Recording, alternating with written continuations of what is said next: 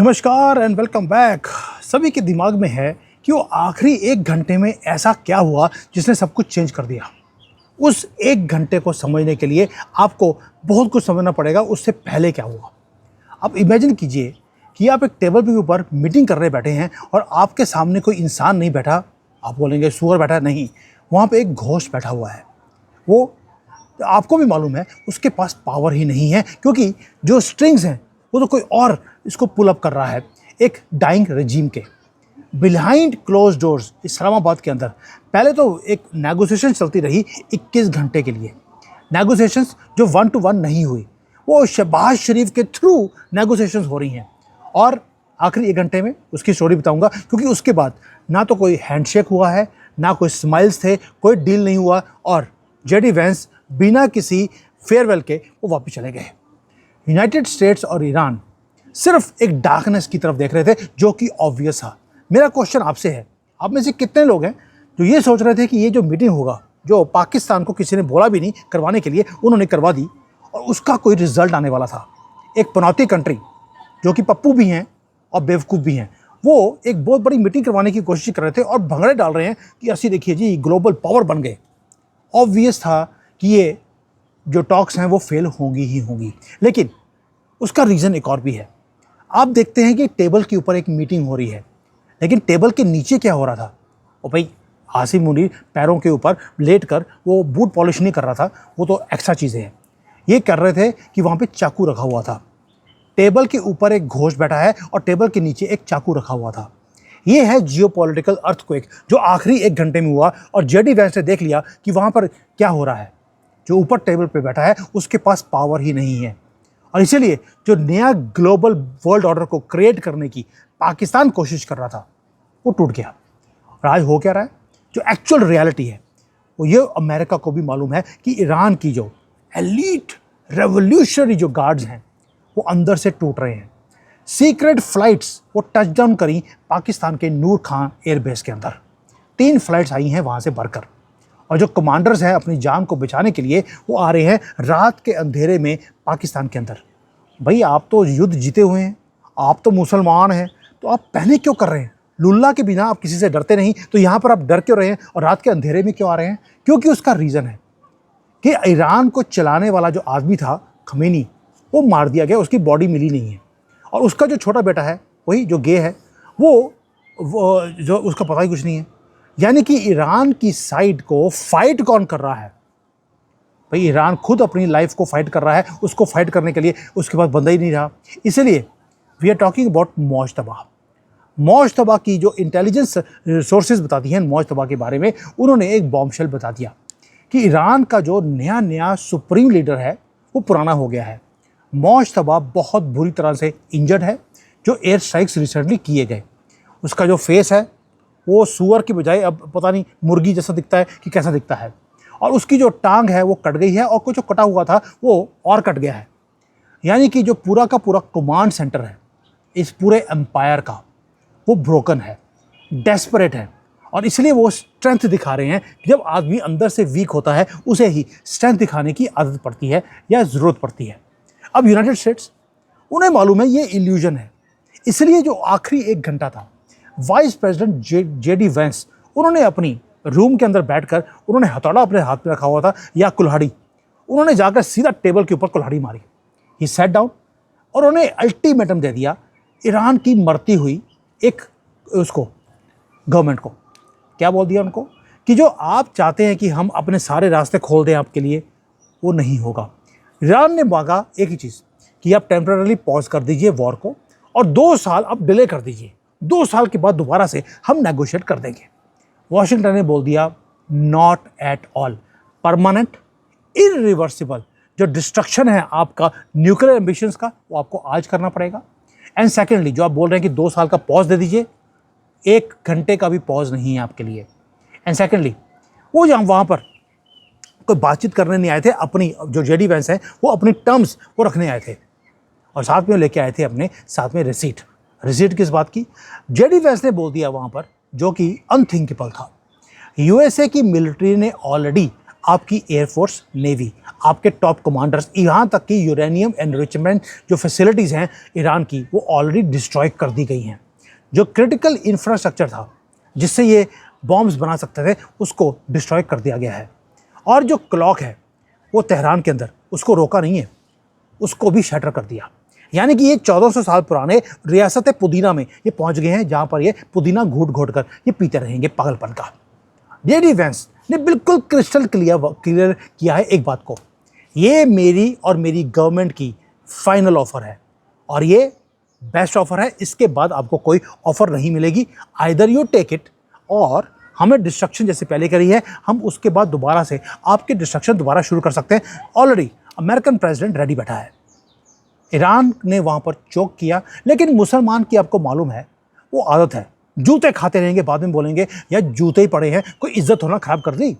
अब इन्होंने क्या किया, इन्होंने अपना जो बिगर हैंड है, जो कि इनकी औकात से बड़ा है, इन्होंने उस कार्ड्स को या हैंड को खेलने की कोशिश करी। क्या बोला कि स्टेट ऑफ हॉर्मुज हम अपने पास रखेंगे। ये उस घंटे में हो रहा है जब जेडी वैंस बोल चुके हैं कि आपके पास सिर्फ यही ऑप्शन है, ले लीजिए या छोड़ दीजिए।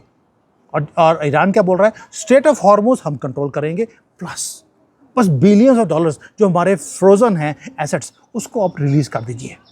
और जो पूरे वॉर में हमारा नुकसान हुआ है उसके भी जो 1.5-2 ट्रिलियन डॉलर्स हैं वो हमें दे दीजिए।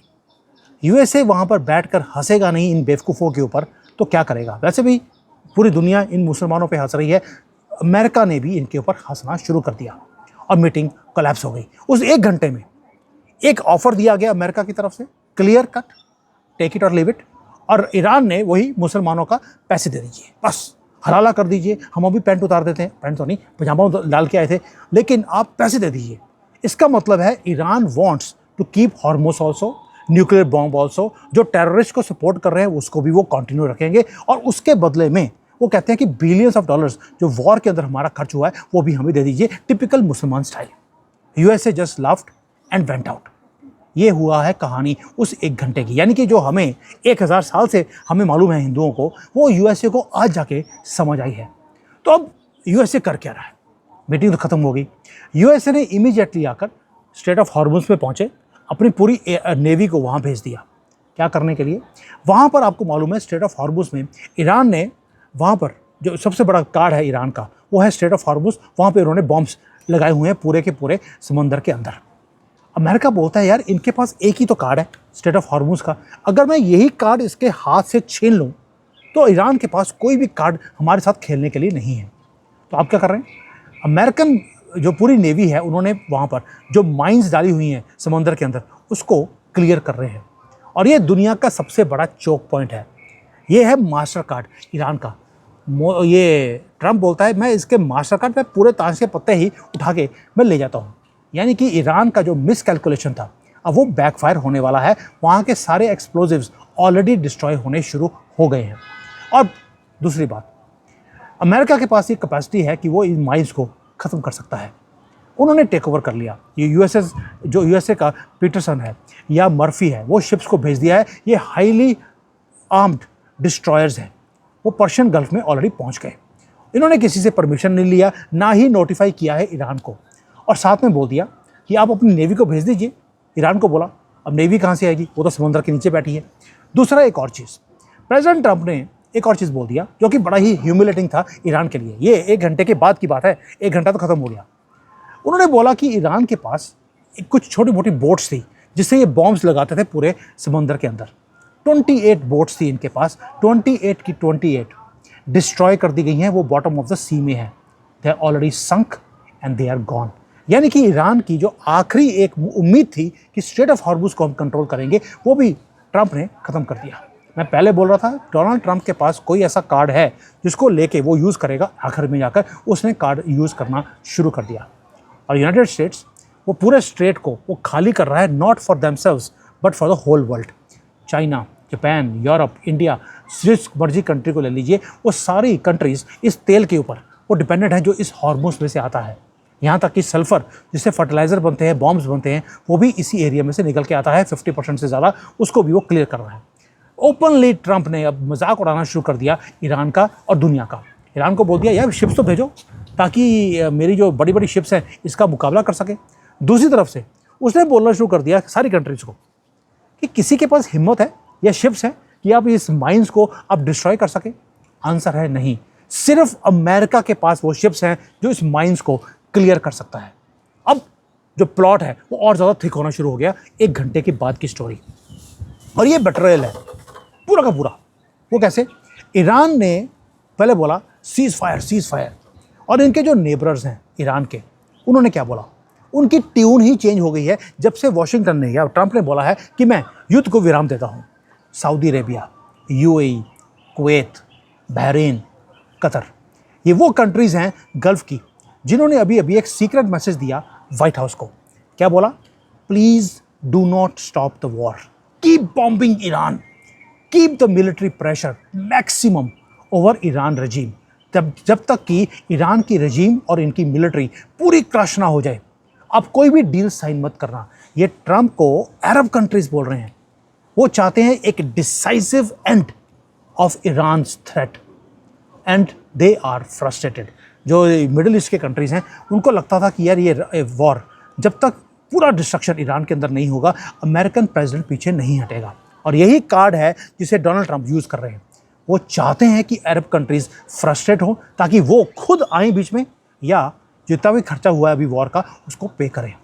यूएई फ्यूरियस है कि ट्रंप ने ये वॉर को बंद क्यों किया।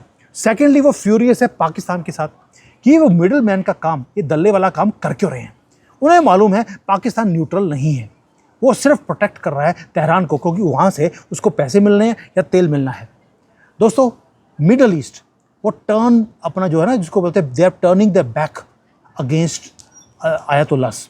एक खमेनी की फैमिली के खिलाफ पूरा मिडल ईस्ट खड़ा हो गया है, और वुल्व्स ने सर्कल करना शुरू कर दिया ईरान को। अब ये सब कुछ हो रहा है जो वहाँ पे वो मिडिल ईस्ट वाले कर रहे हैं ईरान के साथ, और जो मीटिंग के पहले 21 घंटे, मीटिंग में 1 घंटा, और मीटिंग के बाद ट्रंप ने कौन से 2 कार्ड खेल दिए, अरब्स को तंग करके रख दिया है। अब जब ये सारा कुछ हो रहा था तो बीजिंग आ गया बैकडोर से। यूएसए की इंटेलिजेंस एजेंसीज ने अभी अभी इंटरसेप्ट किया है एक कॉवर्ट ऑपरेशन। जो कम्युनिस्ट पार्टी है यहाँ की, उन्होंने नया एयर डिफेंस सिस्टम ईरान को भेज दिया, क्योंकि ईरान का जो पुराना एयर डिफेंस सिस्टम था वही चाइनीज़ मेड, वो इनके खिलौनों की तरह वैसे ही ख़राब हो गया जैसे खिलौने ख़राब होते हैं। पहले घंटे में अमेरिका ने इनके सारे एयर डिफेंसेस को ख़त्म कर दिया था।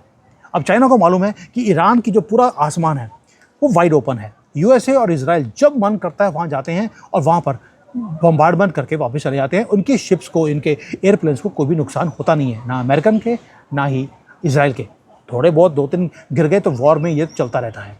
नाउ पूरा का पूरा air space is owned by Israel and America. So Beijing try कर रहा है कि किसी थर्ड पार्टी कंट्री के through in air defence systems को वहाँ पे भेजा जाए ईरान के पास, ताकि वो फाइट करें। वो डेस्परेटली अटेम्प्ट कर रहे हैं इन क्रिपल्ड ईरान को रीआर्म करने के लिए। लेकिन अमेरिकन इंटेलिजेंस एजेंसीज ने इनको रेड हैंडेड पकड़ लिया, और रिस्पॉन्स क्या था? Economic nuclear bomb on China. Direct lethal warning है चाइना को कि अगर आपने एक भी वेपन ईरान को दिया तो कॉन्सिक्वेंसेस इमीडिएट होंगे। एक तो है कि आपको 50% का टैरिफ लग जाएगा, दूसरा आपको वार्निंग भी नहीं दी जाएगी, और आपके साथ क्या होगा ये ट्रंप सोचेगा। यानी कि ट्रंप ने कैमरा में खड़े होकर, कैमरा के सामने डायरेक्टली चाइना को बोल दिया कि ईरान को तो मैंने ख़त्म कर दिया, अगला नंबर तुम्हारा है बेटा, इस तरह पीछे हट जाओ। बीजिंग है तो वो ये मुसलमानों वाला स्टाइल भी कम्युनिस्ट का होता है। ये सामने तो दिखाते हैं कि भाई हमें पीस चाहिए, लेकिन दूसरी तरफ से ये चाहते हैं कि जो अमेरिका है वो लगा रहे एक प्रॉक्सी वॉर के अंदर, और वो एक कोलैप्सिंग इकोनॉमी जो है तेहरान की, उसको सपोर्ट करने के लिए ये काम कर रहे हैं, क्योंकि चाइना की खुद की करेंसी जो इकोनॉमी है वो नीचे जा रही है। अब अमेरिका ने चाइना को पैरालाइज कर दिया। अब ये करेंगे क्या? इनके पास 2 ही चॉइसेस हैं। क्या वो अपनी कोलैप्सिंग इकोनॉमी को रिस्क में डालेंगे सिर्फ इसलिए कि तेहरान को बचाना है, या वो अपने प्रिय दोस्त ईरान को छोड़ देंगे ताकि यूएसए रीराइट करे पूरे मैप को मिडिल ईस्ट के अंदर? यूएसए में बता सकता हूँ आपको, अभी भी मेरा अपना मानना, अपनी फीलिंग है कि ईरान के एटलीस्ट 2 या 3 टुकड़े वो किए जाएंगे। इनके सारा कुछ बर्बाद करने के बाद जो कर्डिश जो कुर्ड्स हैं उनको एक कंट्री चाहिए, एक कंट्री उनको दे दिया जाएगा, और एक आधा पार्ट कहीं और भी, वो हो सकता है तुर्की ले जाए या कोई और ले जाए। मेरा अपना मानना, मुझे लगता है कि अगर ईरान नहीं माना तो इसके टुकड़े किए जाएंगे, क्योंकि अमेरिकन या वेस्टर्न पावर्स हमेशा ही ऐसा काम करती हैं, रजीम चेंज करेंगी या टुकड़े करेंगी। दोस्तों, अब बीजिंग के लिए हेडेक सिर्फ इतना ही नहीं है जो मैंने आपको बताया, पकड़े गए, अब जूते खा रहे हैं। दूसरी तरफ से ह्यूमिलेशन इनके लिए अपने घर में भी होनी शुरू हो गई। ये वो न्यूज़ है जो आपको कहीं नहीं मिलेगी, थोड़ा सा डके तरीके से मैं बताता हूँ आपको। ताइवान ने अभी मास्टर क्लास दिया डिप्लोमेटिक वॉरफेयर का, चाइना के साथ नहीं, साउथ कोरिया के साथ। मैं गारंटी दे रहा हूँ आपने ये न्यूज़ सुनी नहीं होगी। सियोल ने क्या किया, जो साउथ कोरिया है, उन्होंने थोड़ा सा चाइना के साथ फेवर लेने के लिए उन्होंने अपने, अगर कोई भी आप इमिग्रेशन करते हैं, क्योंकि फ्लाइट लेकर आप कोरिया में गए तो उनका एक फॉर्म होता है जिसको आपको भरना पड़ता है, अराइवल कार्ड को। उसके ऊपर उन्होंने लिख दिया ताइवान को as China's Taiwan, as China's Taiwan. वही बात हो गया जैसे पीओके के ऊपर लिखा हो पाकिस्तान पीओके, वो वाला काम किया साउथ कोरिया ने सिर्फ चाइना को खुश करने के लिए। ये इंसल्ट था ताइवान की सॉवरेनिटी के ऊपर। ताइवान ने कुछ नहीं बोला, कोई कंप्लेंट नहीं करी, कुछ नहीं किया, वो चले गए अटैकिंग बोर्ड के ऊपर। उन्होंने भी क्या किया, जो अपना अराइवल कार्ड होता है ताइवान के अंदर अगर जाते हैं, उसके ऊपर लिख दिया, क्या कर दिया, South Korea as Korean bracket, means North and South Korea को इकट्ठा कर दिया। अब ये डॉक्यूमेंट जब इजराइल ने, क्या हो गया मुझे, जब ताइवान ने अपना इमिग्रेशन कार्ड को चेंज किया, इमीडिएटली साउथ कोरिया पैनिक कर गया and they went down on their नीज। जो सिस्टम उन्होंने नया बनाया था उसको कुछ घंटों में उनको डिलीट करना पड़ा। उन्होंने जो चाइना वर्ड था ताइवान के साथ उसको कंप्लीटली डिलीट उन्होंने कर दिया है। अब जो चाइना है, दे आर फ्यूरियस। ताइवान एक छोटी सी कंट्री है जिसने एक मेजर एशियन इकोनॉमिक पावर को घुटनों पे लेके खड़ा कर दिया और अपने रिकॉर्ड्स को ठीक करने के लिए मजबूर किया बिना किसी प्रोटेस्ट के। उसी भाषा में जवाब दिया जिस भाषा में साउथ कोरिया ने पंगे लेने की कोशिश करी थी। चाइना के अंदर इंटरनेट पूरा भरा हुआ है। जो यहाँ के नेशनलिस्ट लोग हैं चाइना के, उन्होंने बोलना शुरू कर दिया कि यार साउथ कोरिया वाले इतने बड़े कावर्ड्स हैं। और भाई कावर्ड्स अब दूसरों को बोलते, पहले अपना देख लो, तुम भी तो कावर्ड हो। एनीवेज, मैं ज़्यादा बोल नहीं सकता, लेकिन रियलिटी वो क्लियर है कि जब आप स्ट्रेंथ दिखाते हैं तो सामने वाला वीक अपने आप हो जाता है। ताइवान ने स्ट्रेंथ दिखाई, they stood on their ground and they one. ये मैसेज हमारी गवर्नमेंट के लिए भी है। और बिना बात पे ये 30 करोड़ जिहादी भारत में बैठे हैं, पकड़ के एक दो लोगों की इनकी किडनियाँ निकाल दो जो आपके अगेंस्ट ये जिहाद कर रहे हैं। अलीगढ़ यूनिवर्सिटी में बॉम्ब पाए गए हैं, वो पूरे भारत में कैसे जिहाद करना है उसकी ट्रेनिंग दे रहे हैं। वहाँ पर हथियार पाए गए हैं, वहाँ पर पूरे ब्लूप्रिंट से ये गज़वे हिंद करने के। और आप बोल रहे हैं कि इनको बस जेल कर देंगे, होगा क्या, 2 महीने में वो छूट जाएंगे। वैसे तो जिन्होंने 15 करोड़ रुपए लेकर पैसे देते थे वर्मा जी, वो रिज़ाइन कर गए हैं। इसका मतलब ये नहीं है कि बाकी जो है वो 15 करोड़ नहीं ले रहे, हो सकता है 5 करोड़ ले रहे हो, लेकिन लेके वो भी छोड़ देंगे। आपको इनके खिलाफ जिहाद करना पड़ेगा, वरना वो आपके खिलाफ जिहाद बंद नहीं कर सकते। ताइवान को देख लीजिए, इतना छोटा सा टुच्चा सा कंट्री है, उसने चाइना के साथ और साउथ कोरिया के साथ पंगे लिए हुए हैं। ये नया रियलिटी है दोस्तों, जहां पर न्यूक्लियर फील्ड फैसिलिटीज को डिस्ट्रॉय किया जा रहा है। दूसरी तरफ से न्यूक्लियर बॉम्ब्स डिप्लोमेसी के थ्रू वो फेंके जा रहे हैं, उसका जवाब आपको न्यूक्लियर बॉम्ब से ही देना पड़ेगा। आप बोले हैं कि सबका साथ, सबका विश्वास, भाड़ में गया सब कुछ। अब आपको जिहाद के खिलाफ जिहाद, that is the only solution. और ये जो डिप्लोमेसी कर रहा था इस्लामाबाद, उसका भी डबल प्ले देता हूँ आपको। जो ये थर्ड कंट्री है जिसके थ्रू हथियार और ये एयर डिफेंस सिस्टम ईरान को भेजे जा रहे हैं, वो पाकिस्तान ही है जो दे रहा है वहाँ पर। एक तरफ तो पीस प्रोसेस की बात कर रहे हैं और दूसरी तरफ से हथियार दिए जा रहे हैं ईरान को, ताकि अमेरिका को लंबे वॉर के लिए इनको झुलसाया जाए। दोस्तों, जो रूल्स ऑफ द गेम है वो वायलेंटली चेंज हो रहे हैं। नेगोशिएशंस अब नेगोशिएशंस नहीं रही। वहाँ पर ये है कि दूसरे बंदे को कैसे ख़त्म करना है। ईरान अमेरिका को ख़त्म करने की कोशिश कर रहा है। पाकिस्तान दिखाता है कि मैं अमेरिका के साथ भी हूँ, ईरान के साथ भी हूँ, वो किसी के साथ नहीं है, वो सिर्फ पैसे के साथ है। और झूठ बोलकर पैसे दे दीजिए, कोई दिक्कत नहीं इनको।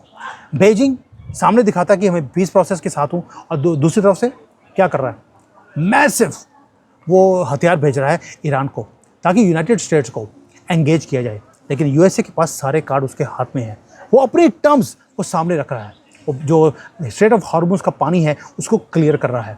21 घंटे की मैंने जो स्टेलमेट है वो तो मैंने बता दी। उसके बाद 1 घंटे में क्या हुआ वो भी बता दिया। जो रजीम है ईरान की, वो भाग रही है रनवे के ऊपर कि अपने आप को बचा रहे, और उनको डर है कि रनवे के ऊपर जब हमारा प्लेन जा रहा होगा, पता लगे ऊपर से मिसाइल आई और ये लुल्ला को प्यारे हो गए। पूरा टेबल फ्लिप हो चुका है चाकू दोनों तरफ से निकल गए हैं। ईरान के पास तो कोई मिसाइल रहा नहीं अब निकालने के लिए, अब वो चाकू निकाल रहे हैं और सामने वाला ब्रह्मोस की मिसाइल्स लेके बैठा हुआ है। जो अगली मूव है वो दोबारा से वर्ल्ड को चेंज करेगी। अब देखना पड़ेगा, आप बोलेंगे यार तो रोज़ बोल देते हो, अगली मूव जो है वर्ल्ड को चेंज करेगी। क्या पिछले 1 महीने में अभी तक दुनिया चेंज नहीं हुई आपके हिसाब से? हर रोज़ हर घंटे में दुनिया चेंज हो रही है। कभी सामने वाला जीता है, कभी इधर वाला जीता है। और जो तूफ़ान है वो ऑलरेडी उसने तेज़ी पकड़नी शुरू कर दी। अब देखते हैं अगला तूफ़ान कहाँ पे और कब आएगा। थैंक यू, जय हिंद, वंदे मातरम।